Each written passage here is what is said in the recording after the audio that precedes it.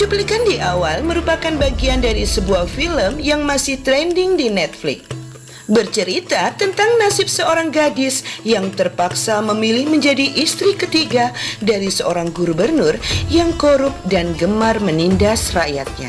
Dengan menonton keseluruhan filmnya, emosi kita pun akan terbawa saat melihat begitu jelasnya gambaran dari kehidupan rumah tangga yang diwarnai dengan perselingkuhan, KDRT, dan bahkan tragedi demi tragedi yang tak kalah pilu. Sinema Nyonya siap beraksi.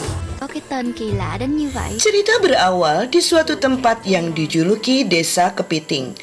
Meski letaknya sangat terpencil, tapi desa itu tampak asri, tenang, dan damai.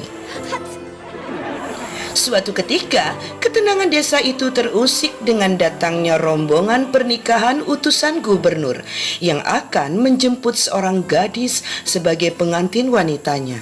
Gadis itu bernama Lin. Sayangnya dalam rombongan itu pengantin prianya nggak sudi hadir.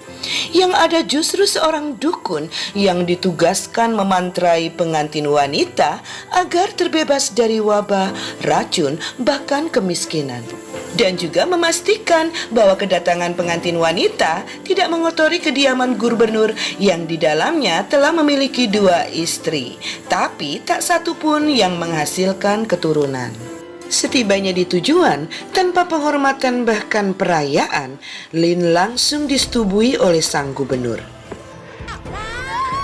Singkatnya, beberapa bulan kemudian Lin pun melahirkan.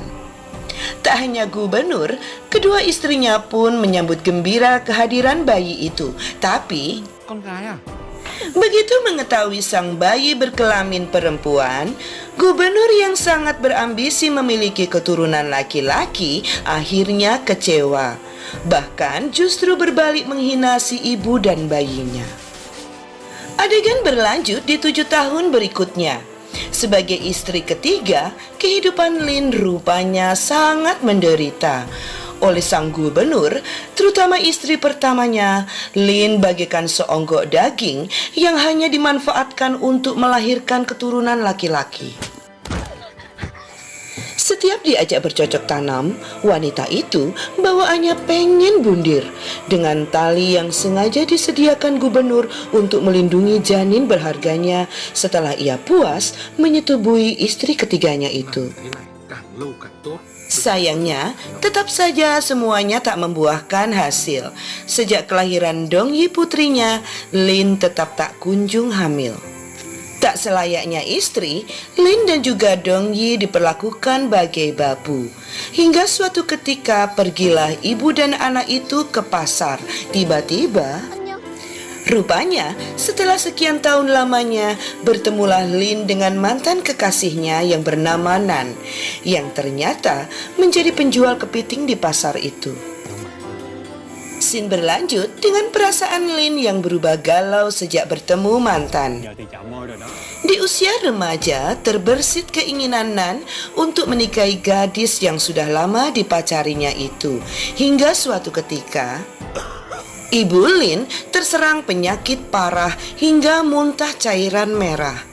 Mengetahui hal itu, Nan yang sama-sama miskin justru rela berkorban demi kesehatan calon mertuanya. Adegan beralih dengan kegelisahan gubernur saat mendengar rumor bahwa dirinya mandul.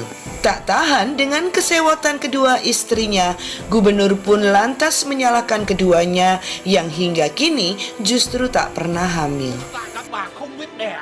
Meski berstatus istri, bagi orang asing, Linlah yang selalu menjadi sasaran kemarahan gubernur. Lantaran gak tahan, Lin pun akhirnya memilih mudik ke desa untuk menenangkan hatinya. Orang tua yang gak ngerti perasaan putrinya itu justru bangga menjadi mertua sang gubernur dan bahkan terang-terangan menghina Nan sebagai pemuda yang gagal dan miskin. Malamnya, di tengah hujan badai, Lin nekat mendatangi gubuk milik Nan. Lantaran mendapat sambutan dingin, Lin pun memilih pamit hingga akhirnya Keduanya pun lantas memilih meluruskan kesalahpahaman yang terjadi, di mana Lin sebenarnya tak pernah mencintai gubernur. Semua berawal saat ayahnya kesulitan mencari uang untuk mengobati ibunya.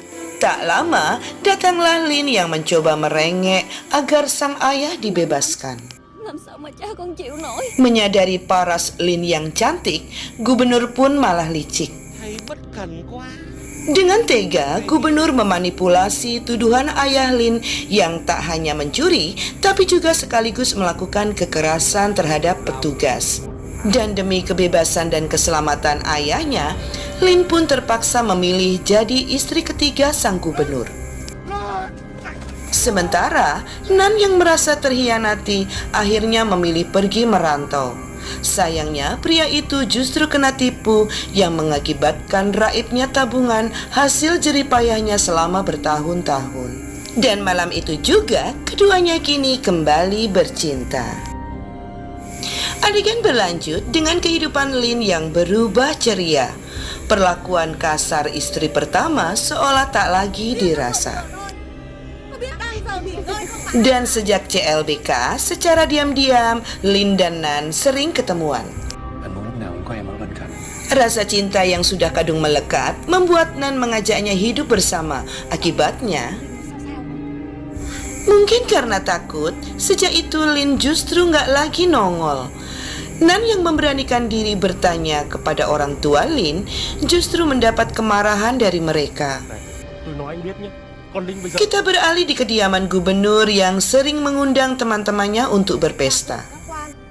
Lin yang memang piawai dalam memasak dimanfaatkan oleh istri pertama untuk memimpin urusan dapur.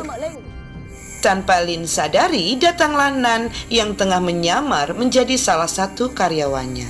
Melihat kenekatan kekasihnya, keduanya pun lantas bersembunyi.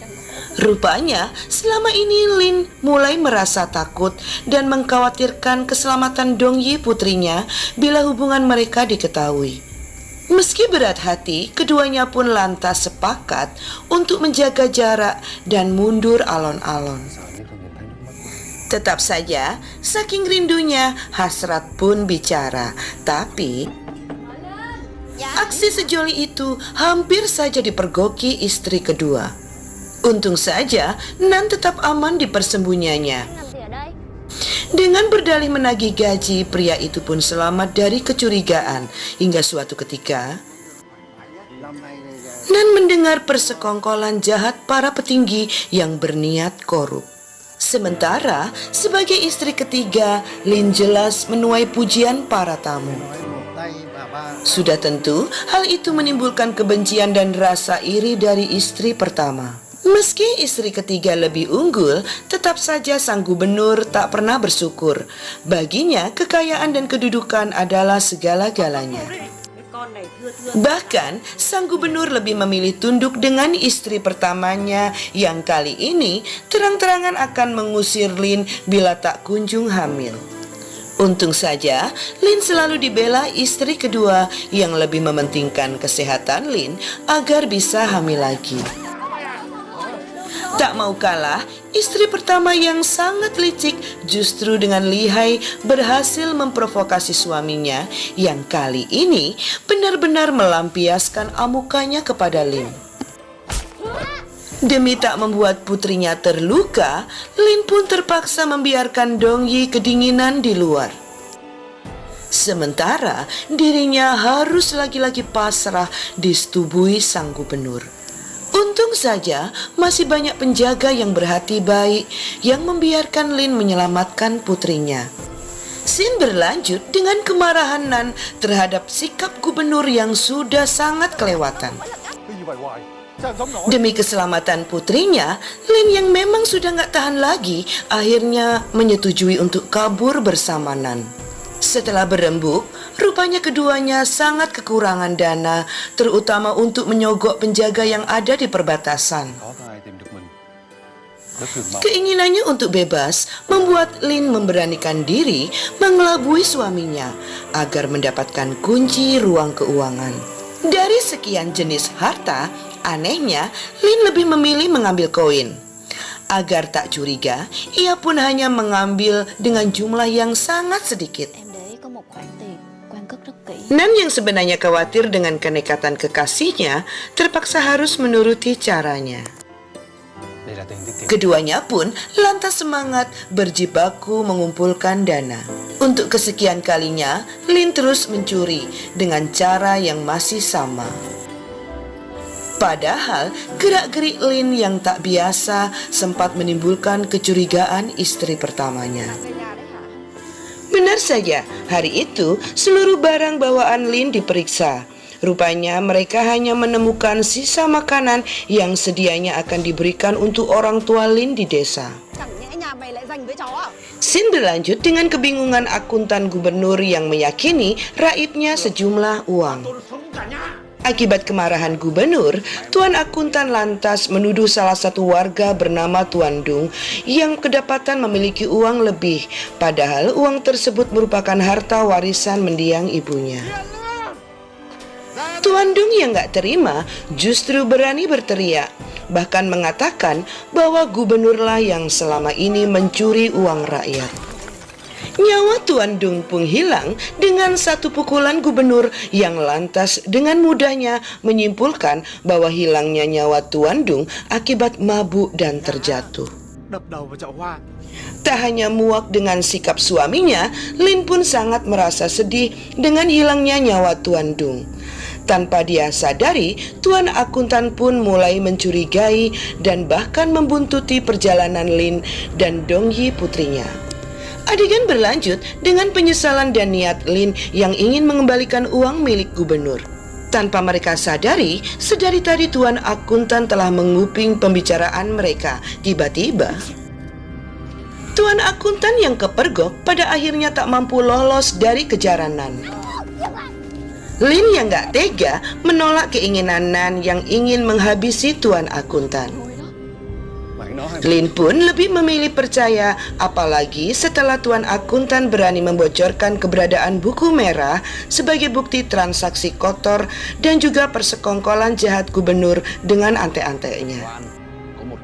Saat Nan menjauh untuk menenangkan diri, Lin mencoba bernegosiasi, tapi dengan kelicikannya, Tuan Akuntan justru terlepas dan bahkan berusaha menghabisi Lin. Untung saja Nan datang tepat waktu. Meski keduanya dengan terpaksa harus melenyapkan nyawa orang kepercayaan gubernur tersebut. Scene berlanjut dengan ketidaktenangan hati Lin meski jenazah Tuan Akuntan telah terkubur. Apalagi pihak gubernur saat itu tengah gencar mencari keberadaan Tuan Akuntan. Hingga suatu hari datanglah seorang detektif utusan kaisar untuk mengusut hilangnya Tuan Akuntan. Dạ không ạ. Sebelum tragedi terjadi, demi bertemu Nan, Lin selalu menyajikan hidangan kepiting di rumah gubernur. Apesnya, Cái gì cũng biết làm. di hadapan sang detektif, istri kedua malah menanyakan tidak adanya kepiting dalam hidangan mereka. Dengan insting tajamnya, hal itu justru membuat detektif curiga.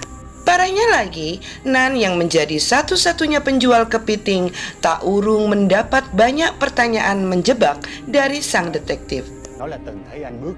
Tak puas sampai di situ, sang detektif pun berhasil membuat orang tua Lin tersudut dan mengaku bahwa selain berhubungan, Lin dan Nan sering ketemuan. Merasa hubungannya mulai terendus, keduanya pun mulai cemas. Tak ada jalan lain, mereka harus memindahkan mayat Tuan Akuntan jauh dari desa mereka. Tak kalah gercepnya, sang detektif lantas memanfaatkan salah satu warga untuk memanggil bantuan pengawal. Kita beralih pada upaya Nan yang terhenti lantaran kepergok sang detektif. Nan yang berusaha nggak panik justru malah keceplosan tentang hilangnya nyawa akuntan. Padahal pihak detektif masih menganggap Tuan Akuntan hanya menghilang. Alhasil, Nan hanya mampu berlari. Meski awalnya mampu menghindar dari kejaran, demi keselamatan Lin, pria itu pun akhirnya menyerah dan rela membiarkan dirinya ditangkap, bahkan disiksa di ruangan tahanan. Saat diinterogasi, Nan mengaku telah menghilangkan nyawa sang akuntan yang membuntutinya saat kabur usai mencuri. Meski tak melibatkan Lin, detektif pun tetap tak percaya, lantaran tanpa bantuan Lin, mustahil bagi perampok untuk mengetahui ruang penyimpanan. Ditambah lagi, jumlah yang dicuri amatlah kecil. Scene berlanjut dengan kenekatan Lin menemui kekasih hatinya. Nan yang awalnya siap mati demi Lin, pada akhirnya terharu begitu mendengar bahwa Dong Yi adalah putri kandungnya. Hasil dari pembuahan mereka sebelum Lin menikah dengan gubernur yang ternyata memang mandul. Kita berlanjut dengan hasil kesimpulan detektif yang memutuskan bahwa Nan adalah satu-satunya pelaku. Menyadari Lin tak terlibat, istri pertama justru naik pitam. Saat itulah sang detektif justru mengancam keduanya yang telah bersekongkol memanipulasi hukuman ayah Lin sehingga Lin terpaksa harus menjadi istrinya.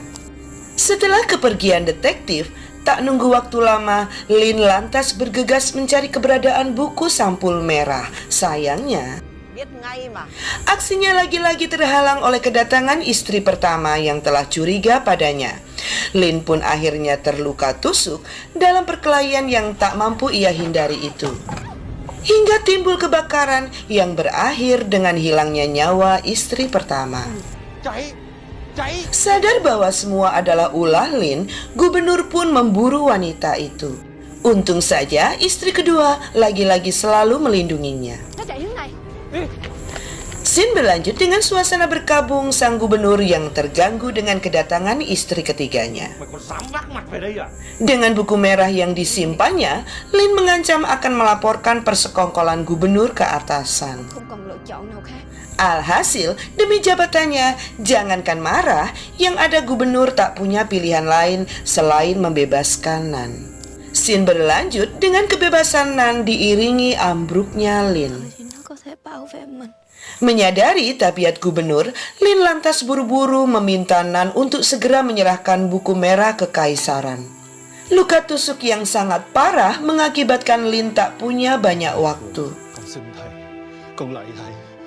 Di tengah kesakitannya, Lin pun lega telah menyatukan Dong Yi dengan Nan ayah kandungnya. Tak peduli dengan kondisinya yang sekarat, Lin dan Nan pun memanfaatkan waktu untuk melakukan ikrar pernikahan. Tak lama, Dong Yi dan Nan pun harus ikhlas melepas kepergian Lin yang kini telah resmi menjadi istrinya. Kita beralih dengan nasib gubernur yang kini diarak menunggu vonis hukumannya. Setelah sebelumnya, Nan berhasil mengirim buku merah sampai ke tangan kaisar. Scene akhir film memperlihatkan kehidupan damai Nan dan keluarga kecilnya. Meski sesekali pria itu tak sanggup menahan rindu. Oke sobat, kelar sudah sajian kami. Terkadang dalam menggapai tujuan jangan melulu menggunakan emosi, bahkan perasaan. Tanpa akal dan strategi, selain bikin kacau, salah-salah yang didapat justru bukan keuntungan, melainkan kemalangan. Sinema Nyonya pamit undur diri. Terima kasih untuk semua support sobat. Sukses selalu dan bye-bye.